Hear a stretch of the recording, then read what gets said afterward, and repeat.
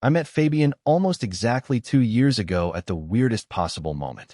I was grabbing some groceries at Trader Joe's when I heard this store manager absolutely laying into some guy about parking in the wrong spot or something. The manager was being such a jerk about it, all red-faced and pointing, making a scene in front of everyone. The guy, Fabian, just stood there looking mortified. I don't know what came over me, to be honest, but I stepped in and said something like the parking signs were confusing and maybe we could all just take a breath. The manager glared at me, but backed off. Fabian looked so relieved, and as we both checked out, he asked if he could buy me coffee as a thank you. We clicked immediately. He was charming, tall, with this crooked smile that did things to my heart. He listened when I talked, or at least seemed to, remembered little details, and texted me good morning every single day. By our third date, I was already falling hard. My parents, especially my dad, were always super supportive of me. They'd helped me get an apartment after college while I was finding myself career-wise. Dad also helped with my car payments and some other bills. I always felt a little guilty about it, but they insisted they wanted to help while I got on my feet. Fabian moved in with me about 8 months into our relationship. It seemed fast, but his roommate situation had fallen apart, and it just made sense. My parents were cautiously optimistic. Mom liked him right away. Dad took longer to warm up, but eventually, he seemed to accept Fabian. They even played golf together a few times, which was Dad's ultimate seal of approval. Everything seemed perfect until it wasn't. About 6 months ago, Fabian's parents started coming around more often. They lived about an hour away and would drop by for dinner or Sunday brunch. His mom, Lydia, was always complimenting my apartment or my cooking or whatever. His dad, Arthur, was quieter but polite enough. They were fine, I guess, but something about them always felt off, like they were performing rather than just being themselves. During one of these visits, Lydia got teary-eyed looking around my living room and said something like, "You have such a warm atmosphere here. It's been so long since we felt like a family." Arthur nodded along, adding that their Fabian is just golden and they hope we stay together a long time. It felt weirdly intense, but I smiled and thanked them. Looking back, there were signs I missed. Little comments Fabian would make about my dad's generosity or jokes about how he'd hit the jackpot with me. The way he'd text his parents right after we got anything new for the apartment. How he never seemed to be actively looking for better work opportunities despite constantly talking about his big plans. I started noticing patterns whenever we were around my parents and the topic of money or careers came up. Fabian would go quiet or change the subject.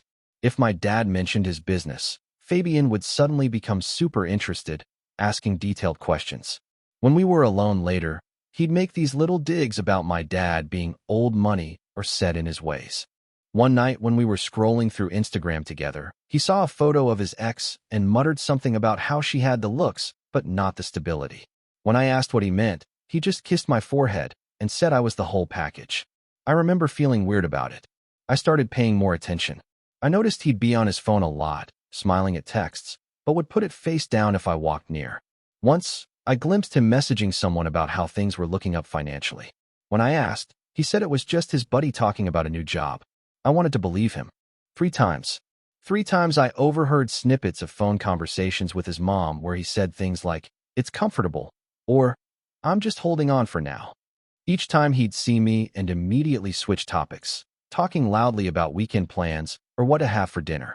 After the 3rd time, I started recording random conversations when he was on the phone. I know that sounds crazy invasive, but something felt so off, and I needed to know if I was being paranoid or if my instincts were right. Mostly, I caught nothing, just normal conversations about sports or plans with friends. Then came that dinner at his parents' house. They invited us over for this fancy meal. Steaks, salads, wine, the works.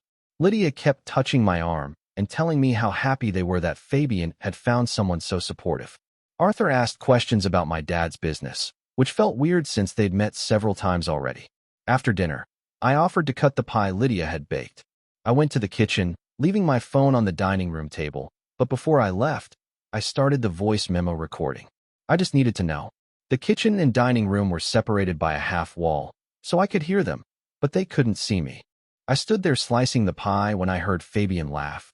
That same laugh he does when he's trying to impress someone. His voice got lower, but I could still hear every word. "She's convenient." Her dad's money keeps me comfortable while I figure things out. My hands froze on the knife. I might have stopped breathing for a second. He went on, I'll stick around long enough to squeeze what I can out of her. Then I'll find someone worth showing off. I heard Arthur snort like he was amused. Then Lydia's voice, quieter but clear. Just don't get her pregnant. Fabian again. God, no. Can you imagine being tied to her family forever? Her dad is an arrogant old goat. If it wasn't for the money, I wouldn't even say hello to him. I stood there holding the knife, my whole body just burning. I wanted to scream or throw something or walk out and never come back. But instead, I just kept cutting the pie, slice by slice, perfect triangles. I don't even remember thinking about it. I just did it. I walked back into the dining room, plates in hand, and smiled. I set the pie down, served each of them a slice, and sat in my chair. Fabian put his arm around me and kissed my cheek. I didn't flinch. I just smiled and asked Lydia about her garden. The rest of the evening is a blur. I remember laughing at their jokes, helping clean up, and kissing Fabian in the car on the way home. I remember grabbing my phone from the table before we left. I remember opening the door to our apartment, the apartment my parents were paying for, and watching him kick off his shoes and flop on the couch like everything was normal. Because for him, it was. I didn't confront him that night, or the next day, or the day after that. I just watched him. Watched how he'd check my dad's social media accounts when he thought I wasn't looking. Noticed how he'd suggest we visit my parents when our fridge was getting empty. Saw how he'd mention his student loans when my dad was around. A week passed. I barely slept. I kept replaying the recording, thinking maybe I'd misheard or misunderstood. But no, his words were crystal clear. She's convenient. Her dad's money keeps me comfortable. I'll find someone worth showing off. I stopped eating much, stopped talking unless I needed to. I'd lock myself in the bathroom and just sit on the floor, trying to figure out what to do. Fabian noticed something was off, but seemed annoyed rather than concerned. He kept asking if I was on my period or just being dramatic. It was Mom who finally broke through. She stopped by unexpectedly one afternoon when Fabian was out with friends, took one look at me, and sat me down at the kitchen table. What's going on with you and Fabian? Is he behaving normally? She asked, her eyes searching mine. I wasn't crying. I was past crying. I just felt empty. Do you want to hear it? I asked. Yes, she said. Of course. Just don't interrupt, okay? I pulled out my phone, opened the voice memo app, and hit play. We sat in silence as Fabian's voice filled the kitchen. She's convenient. Her dad's money keeps me comfortable. Mom's face went completely still. By the time the recording reached arrogant old goat, she was trembling. When it ended, she didn't speak for what felt like forever. Then she stood up, walked to the hallway, and grabbed her coat. Don't let him come back here tonight, she said. Where are you going? I asked. To your father. Wait here. I sat alone in the kitchen after she left, and my phone buzzed with a text from Fabian. Grabbing drinks with the guys. Be back late. Don't wait up. I didn't respond. Instead, I opened my laptop and started making a list. First update. Oh my God. Thank you all so much for the supportive comments on my last post. I wasn't expecting this to blow up like it did. Some of you asked for updates. So, here's what happened after my parents showed up. I've never seen my dad that quiet before. He's usually the type to fill silences, telling dad jokes, asking questions, making small talk. But when he walked through my door that night, he just nodded at me. Mom was right behind him, her hand on his back like she was studying him. Mom told him I had something he needed to hear. I felt my stomach twist as I pulled out my phone again. Part of me wanted to chicken out, to say never mind and pretend everything was fine, because playing that recording meant things would change forever. But I hit play anyway. Watching my dad listen to Fabian's voice was, I don't even know how to describe it. At first, his face didn't change at all. He just stared at my phone on the table, listening to Fabian laugh about how I was convenient. When Fabian called him an arrogant old goat, I saw something flicker in his eyes. Dad didn't explode like I thought he might. He just sat there for a long moment after the recording ended. Then he reached across the table and took my hand. He asked if I was okay. Not what I was going to do or how this happened, but if I was okay. I wasn't expecting that question to ache. I'd been so focused on the betrayal and what to do next that I hadn't really thought about whether I was okay. And the answer was no, I wasn't. I started crying then, really crying for the first time since I'd heard the recording.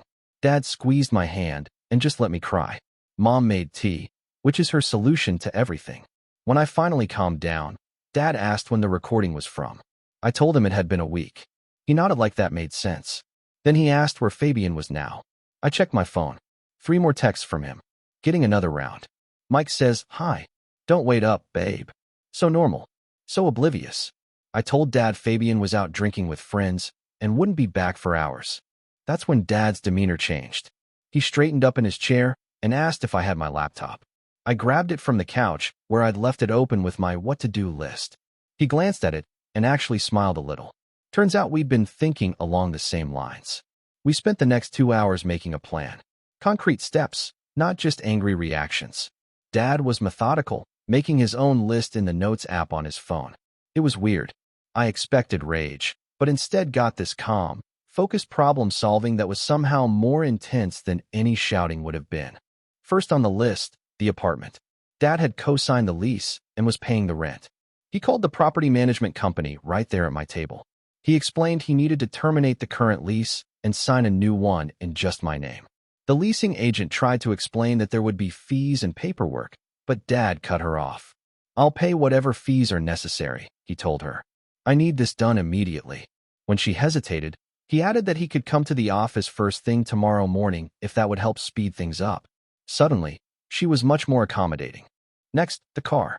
Fabian had been driving my car that Dad was helping pay for. Dad made another call, this time to our insurance agent. He removed Fabian from my policy, effective immediately. Then, he logged into his Progressive app and changed the payment information so it would come from my account instead of his. He'd still help me with the cost, he explained, but the account needed to be fully in my name. While Dad worked on the financial stuff, Mom helped me make a list of everything in the apartment that belonged to Fabian. It wasn't much: some clothes, his gaming setup, toiletries. Most of the furniture and kitchenware were mine or things we'd bought together with money from my parents. I remembered something else. Fabian's sister, Catalina, worked for my dad's company. She'd been hired about 6 months ago, right after Fabian had casually mentioned to my dad that his sister was looking for a new opportunity. Dad had interviewed her as a favor to me and given her a position. I hesitated to bring it up. It felt petty somehow, but Mom noticed me typing and deleting something on my laptop. When I finally told them about Catalina, Dad's expression hardened. He picked up his phone again. Dad didn't fire her on the spot. He's not that kind of person. But he did send an email to HR asking them to review Catalina's position as part of an upcoming restructuring. He made it clear that while she shouldn't be fired without cause, her position should be considered non-essential if cuts needed to be made. It sounds cold when I write it out like that, but to be honest, Catalina had been riding on her connection to me and Dad. She was constantly late, took extra long lunches, and was mediocre at her job at best. The only reason she hadn't been put on a performance plan already was because of Fabian. Around midnight, we moved on to the last item, the confrontation. Dad wanted to call Fabian's parents right then, but Mom suggested we wait until morning. I agreed. I was exhausted, and we all needed to be clear-headed for that conversation. Dad reluctantly agreed, but insisted on staying the night. Mom went home to get them overnight bags while Dad helped me change the locks. Thankfully, our building has those electronic keypad locks, so all we had to do was reset the code through the apartment's app. I felt a weight lift as we deleted Fabian's access. I slept on the couch that night, giving my parents the bedroom. I didn't want to sleep in the bed Fabian and I had shared. Around 3 a.m., my phone started blowing up with texts. "Door code isn't working." "Eleanor, what the hell? Are you serious right now? Let me in. It's freezing." "Eleanor, answer your phone." I put my phone on silent and turned it face down on the coffee table. For the first time in a week, I slept deeply. In the morning, Dad made pancakes like it was just another Saturday. We ate at the kitchen table, checking our phones and making small talk about the weather. It felt surreal, like we were play-acting at normality. Fabian had finally stopped texting around 5 a.m. My guess was he crashed at a friend's place. Around 10 o'clock, Dad said it was time to call Fabian's parents. I felt my stomach clench again. Mom squeezed my shoulder and reminded me that I hadn't done anything wrong. I wasn't the one who needed to feel ashamed. Dad set up his phone for a FaceTime call. After 3 rings, Lydia's face appeared on screen. She looked confused at first, then forced a bright smile when she recognized us. I could see Arthur in the background reading a newspaper. Lydia's hello was cheerful until she saw our expressions. She called Arthur over. her smile faltering. He joined her on screen, frowning slightly. Dad didn't waste time with pleasantries. He simply asked if they wanted to hear something interesting, then played the recording. Watching their faces change as they listened to their own voices was something else. Lydia's hand flew to her mouth. Arthur's frown deepened. Neither of them looked surprised by what Fabian was saying, only that they had been caught saying it. When the recording ended, Lydia immediately started making excuses. It was just talk, she insisted. Fabian didn't mean any of it. They were just joking around. Arthur tried to look stern and disappointed, like he was also hearing this for the first time. Dad let them ramble for about 30 seconds before he cut them off. He laid out exactly what was happening. Fabian was being removed from the apartment lease. His access to my car was revoked. All financial support was ending immediately. Catalina's position at the company was under review. Lydia's face crumpled. She turned to me, all teary-eyed, begging me to reconsider. Didn't I know how much Fabian loved me? Weren't we planning a future together? Everyone says things they don't mean sometimes. I just stared back at her. The woman who had smiled to my face while laughing behind my back, who had told her son not to get me pregnant because it would tie him to my family, who had sat at my table and eaten my food while thinking I wasn't good enough for her son. Mom leaned into the frame. Then she told Lydia to close her mouth. No one was smiling now, she said. Goodbye. Dad ended the call before they could respond. The three of us sat in silence for a moment. Then Dad's phone buzzed with a text from Fabian. Where was I? Why couldn't he get into the apartment? What the hell was going on? Dad typed out a response, showed it to me for approval, then sent it. Eleanor knows everything. Your things will be packed and left with the building manager. Don't contact her again. We spent the next few hours packing up Fabian's stuff. It was strange handling his things, knowing what I knew now. His favorite hoodie that I used to sleep in when he was away, the coffee mug I bought him for Christmas, the framed photo of us from last summer's beach trip. All of it felt contaminated somehow. Mom and I had just finished taping up the last box when we heard shouting from outside. I looked out my second-floor window to see Fabian on the front steps of the building, buzzing my apartment over and over. He looked like hell, rumpled clothes, messy hair, red-faced with anger or alcohol, or both. Dad went to the window and looked down. When Fabian spotted him, he started yelling louder. What right did Dad have to lock him out? This was his home, too. Dad just shook his head and closed the blinds. The buzzing continued for almost 20 minutes. Then it stopped. I peered through the blinds and saw Fabian sitting on the steps, head in his hands.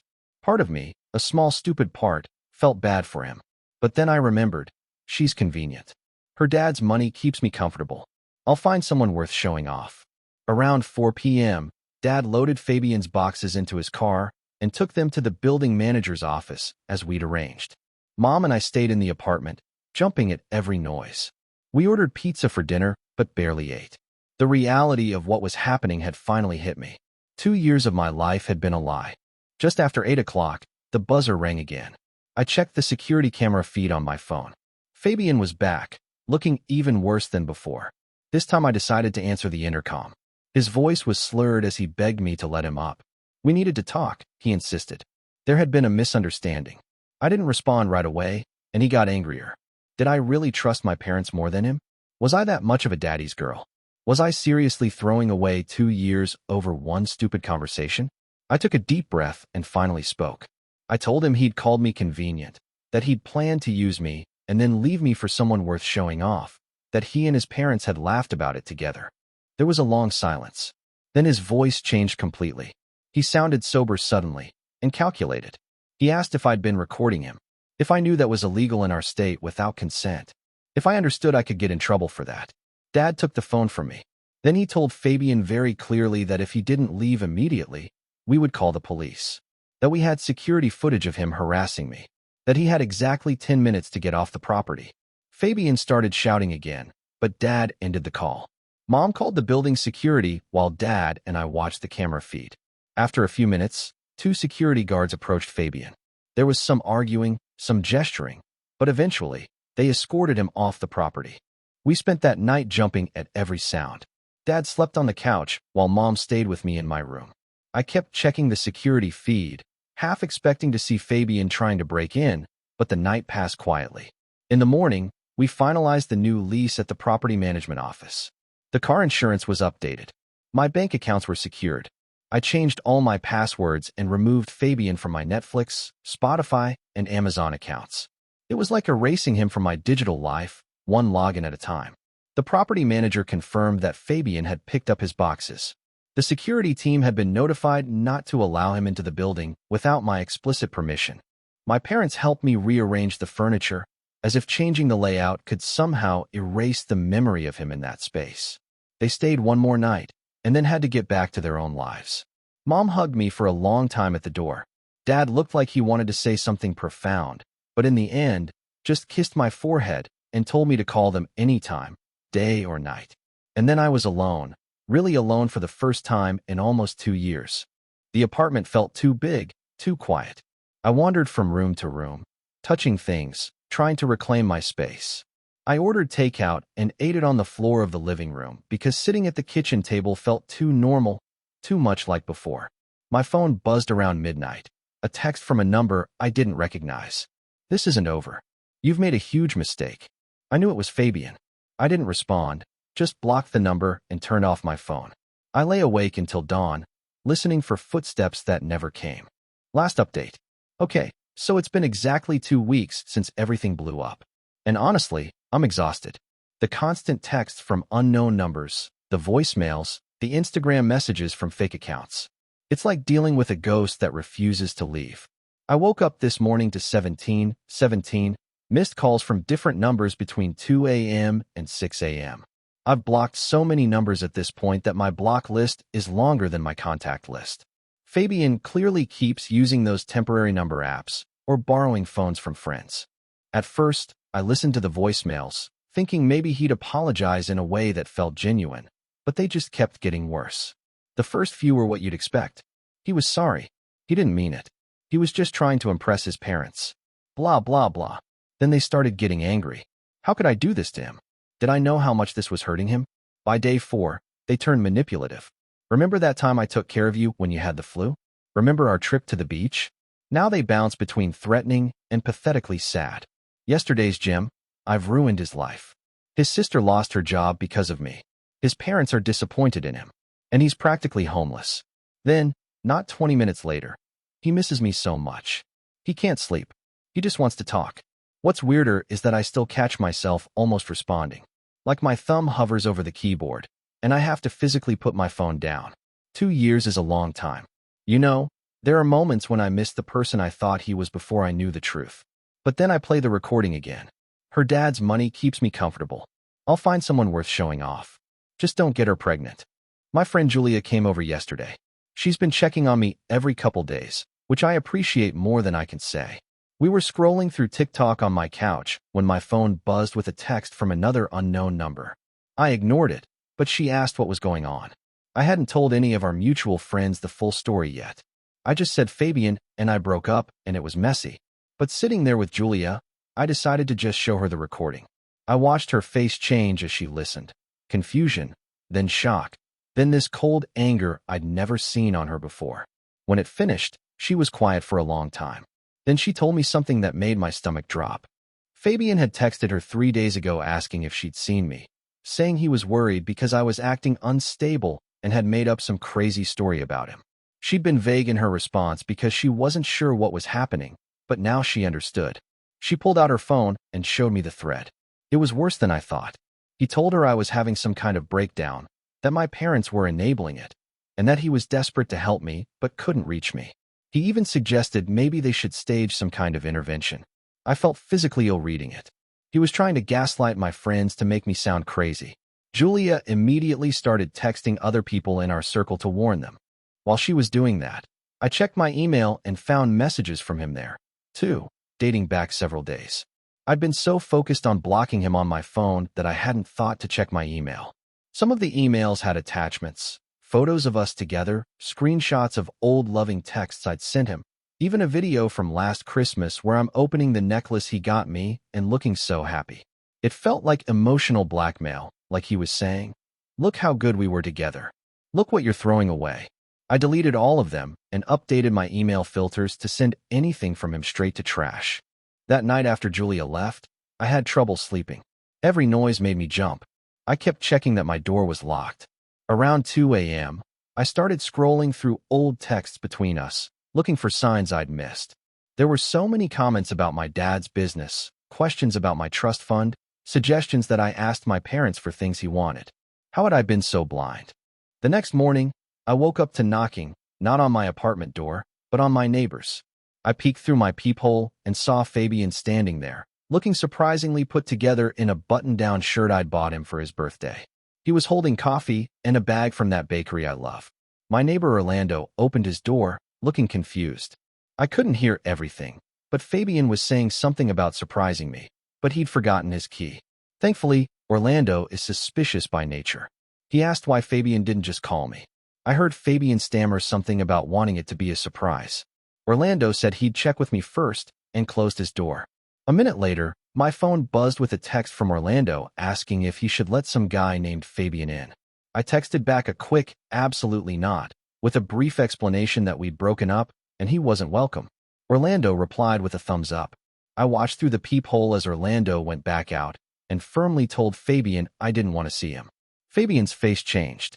That fake pleasant smile dropped instantly. He tried to argue, his voice getting louder. Orlando, who's like 6'4" and works out religiously, just crossed his arms and stared down at Fabian until he finally gave up and left. I texted Orlando a thank you with about 15 exclamation points. He responded that Fabian gave him bad vibes and to let him know if I needed anything. Note to self, bake Orlando some cookies as a proper thank you. That afternoon, I was on a Zoom call for work when my buzzer rang. The building has a camera system, so I checked the feed on my phone. It was Lydia, Fabian's mom, standing there with what looked like a gift basket. I ignored it. 5 minutes later, it rang again and again and again. Eventually, I pressed the talk button and asked what she wanted. She sounded sickeningly sweet as she said she just wanted to talk, woman to woman, that there had been a terrible misunderstanding, that Fabian was devastated. Couldn't I give him a chance to explain? I told her that I'd heard everything I needed to hear on that recording. She immediately switched tactics, her voice hardening as she asked if I understood that recording people without consent was illegal in our state, that they could press charges if they wanted to. I almost laughed. I told her to go ahead and try. The recording was made in their house during a dinner they had invited me to. I hadn't shared it publicly or used it for blackmail. I'd simply played it for my parents and a couple close friends to explain why I was ending the relationship. Then I hung up and watched through the security feed as she stood there for another 10 minutes before finally leaving the gift basket by the door and walking away. The building manager texted me later to say they'd removed an abandoned package from my doorway. I thanked them and asked them to throw it away. That evening, my dad called to check in. He tries to sound casual, but I can tell he's worried. He mentioned that Fabian had shown up at his office that day, asking to speak with him. Security had escorted him out, but not before he made a scene in the lobby, shouting that my dad had ruined his life and turned me against him. I felt terrible. This was affecting my dad's business now, but he assured me it wasn't a big deal, that security had handled it, and that I shouldn't worry. Still, I could hear the tension in his voice. This was escalating in ways none of us had expected. The next day, Saturday, I decided to get out of the apartment. I'd been basically hiding inside for days, and I needed fresh air. I went to this little coffee shop about 3 blocks away, found a corner table, and just sat with my book, trying to feel normal for an hour. I was halfway through my latte when I got that feeling. You know, the one where you just know someone's watching you. I looked up and saw Catalina, Fabian's sister, standing by the counter staring at me.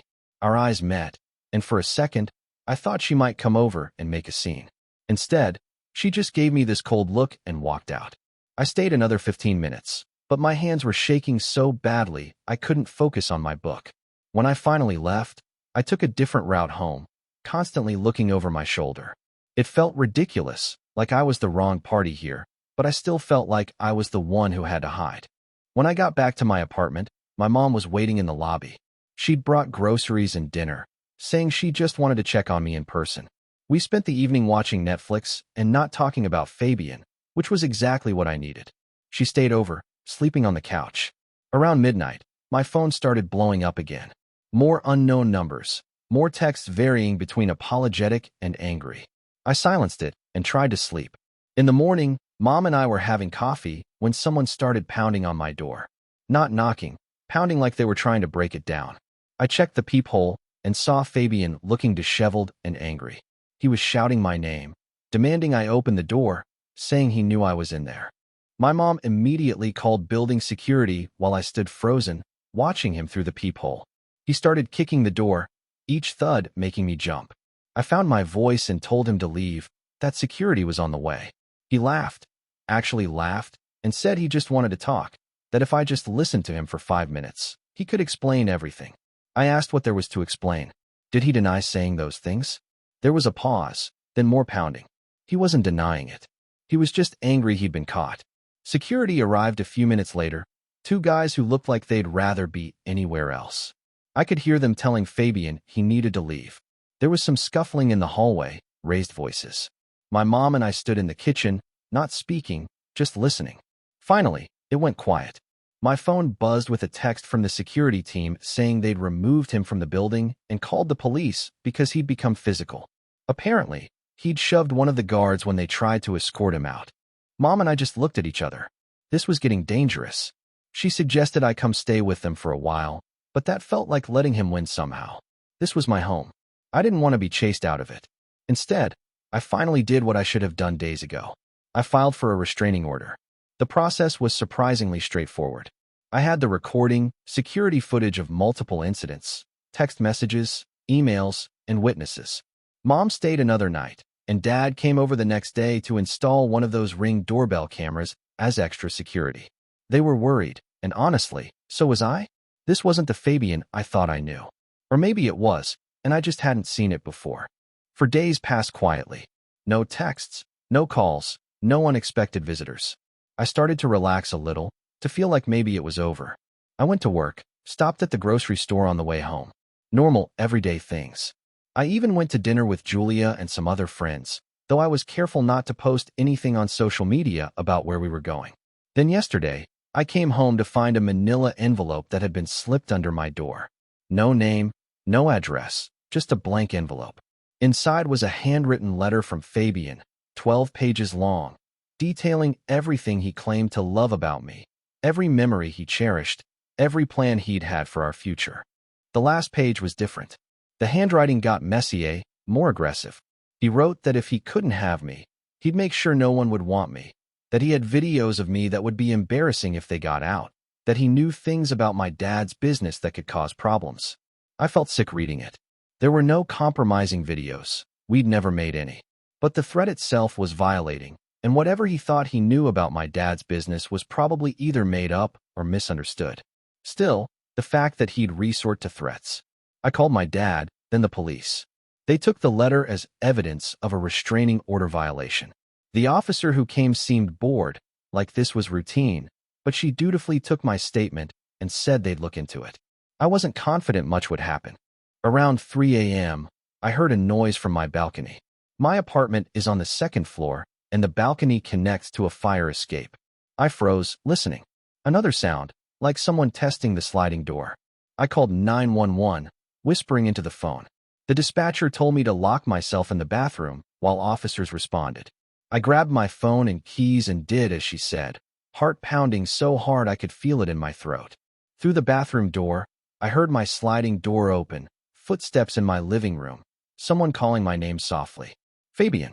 I don't remember much of what happened next. The police arrived quickly.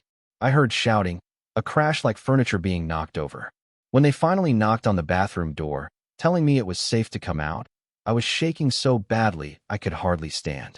Fabian had been arrested for breaking and entering, violating the restraining order, and resisting arrest. One of the officers told me he appeared to be intoxicated and had become combative when they tried to handcuff him. He'd knocked over my coffee table, breaking the glass top, and several framed photos. I spent the rest of the night at my parents' house. In the morning, I received a call that Fabian had been released on bail, but was ordered to wear an ankle monitor and stay at least 500 feet away from me, my apartment, and my workplace. If he violated these terms, he'd be immediately arrested again. After that call, I sat in my childhood bedroom and finally broke down. Not delicate tears, but ugly, gasping sobs that left me exhausted. Mom came in and just held me while I cried. When I finally calmed down, Mom asked what I wanted to do next. Did I want to move to a new apartment? Did I want to press additional charges? I didn't have answers. I still don't. I'm writing this from my parents' guest room, surrounded by childhood stuffed animals and high school trophies. I feel simultaneously like a scared little girl and an angry woman who's been pushed too far. The police called this afternoon to say Fabian violated the terms of his release by removing his ankle monitor. They're looking for him, but so far haven't located him. They advised me to stay somewhere he wouldn't think to look, just as a precaution. So, that's where things stand right now. I'm hiding in my parents' house while the police search for my ex-boyfriend who broke into my apartment after threatening to release non-existent videos of me. All because I discovered he was using me for my dad's money. I keep thinking about that moment in the kitchen, listening to him laugh about how convenient I was, how I just cut the pie and smiled and served dessert like nothing was wrong. I wish I'd confronted him then and there. I wish I'd thrown the pie in his face and walked out. I wish I'd never met him at all. But it's too late for wishes now. Now I just need to figure out what happens next.